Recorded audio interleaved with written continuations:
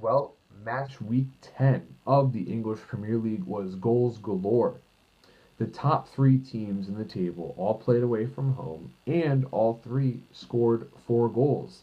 The first of which being Arsenal, who defeated Sunderland by a 4-1 margin on Saturday. And there was a couple of braces scored in that match. Alexis Sanchez opened up the scoring in the 19th minute. And then Olivier Giroud, back on the pitch, has had his fitness issues. He scored 2 goals in a span of 5 minutes apart. So, well done to Giroud, Jermaine Defoe, one of the few guys holding it together for such a sorry Sunderland squad right now.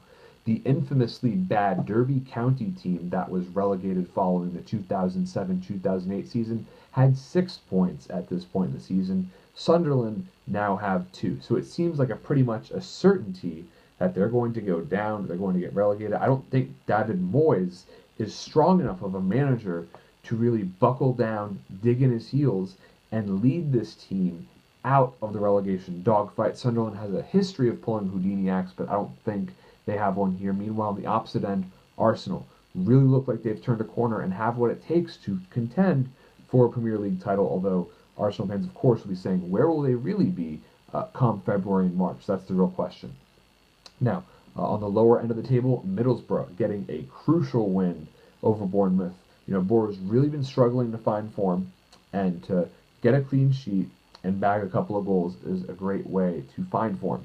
Gaston Ramirez scored in the 39th, Stuart Downing scored in the 56th, and that did the trick. So Middlesbrough beating what is, in my opinion, a superior Bournemouth side. But, good for Borough coming out on top. They're going to need those points as they will eventually face a relegation battle, in my opinion.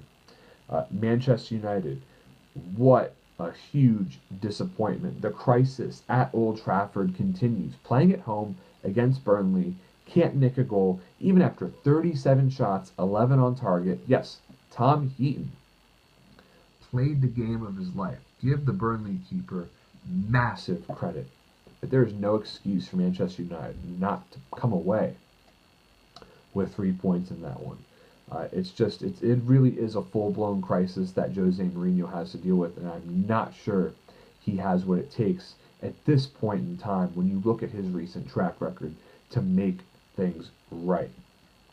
So, Watford hosted Hull City, and Michael Dawson ended up dropping the ball. He had an own goal in the 82nd minute that proved to be the match winner for Watford. So, Watford is one of those teams that I do not think will necessarily be fighting relegation. If they play their cards right, I think they could potentially even get a top 10 finish. So who knows how they will continue to progress. Although Hull City, after a hot start, has gone ice cold. Tottenham, another team with a hugely disappointing result at White Hart Lane, playing at home against Leicester City. The Spurs could only muster a point. The Spurs, they only concede a goal about every other game. They have the best defense in the Premier League, the last undefeated side remaining. But why are they not top of the table? Because they're not scoring enough goals. Vincent Janssen seems to be a serviceable replacement for Harry Kane while he tries to get fit. But Ahmed Musa scored a beautiful goal to steal a point for the Foxes. And Leicester City, from their point of view, I think they're happy to come away with a point in that situation, while Pochettino has to be asking, what is it going to take to get more wins? Undefeated's great, but you got to get more dubs to climb towards the top of the table. West Bromwich Albion hosted Manchester City, and it was a rough afternoon for the Baggies. They lost 4-0. Manchester City, another team that had a brace of braces, a pair of braces from Sergio Aguero in the first half, and then Ilkay Gundogan in the second half. Gundogan seems to be transitioning to life in the Premier League a whole lot better than his former Borussia Dortmund teammate, Henrik Mkhitaryan. Gundogan could play a massive role in Manchester City's bid to win the Premier League. So, last match of Saturday's action was Crystal Palace hosting Liverpool at Selhurst Park. Emre Can ended an 8-month-long scoring drought. Not too bad when you consider he's a defensive midfielder. Philippe Coutinho played a brilliant ball into the air for Alberto Moreno to control, who played a great knockdown pullback for Chen, who just made no mistake. Of course, he had a nice and kind deflection, excuse me. So a good goal for Chan. James MacArthur took advantage of a terrible clearance from Dejan Lovren, but 3 minutes later, Lovren quickly atoned for his error, beating his man and just really shoddy marking, to be honest, to head in the go-ahead goal at 2-1. Of course, MacArthur beat Lovren back on the other end in the 33rd minute to knot it up at 2. However, just before halftime, Joel Matip scored his first goal for Liverpool off of a Philippe Coutinho corner, just like Lovren did. And, Matip, I'm sure, was very, very happy to put his name on the score sheet, and then Roberto Firmino. Such a cheeky chip. You want to talk about arrogance. He took his shirt off and started celebrating even before the ball went into the back of the net. That is chutzpah. So, Liverpool clearly have defensive issues here. A lot of people are wondering, is Loris Karius the right man? Jurgen Klopp's going to show faith, going to continue to work with him. And, the will score more than you mentality will only take the Reds so far. Let's see if they can steady up that defense. In Sunday's action, just a couple of games. But, there were some exciting goals. Romelu Lukaku had a great goal in the 50th minute of Everton's 2-0 win over West Ham at Goodison Park. It was a hell of an atmosphere there, from what I could tell on TV. And, they just bossed the pitch. Ronald Koeman has got this team clicking.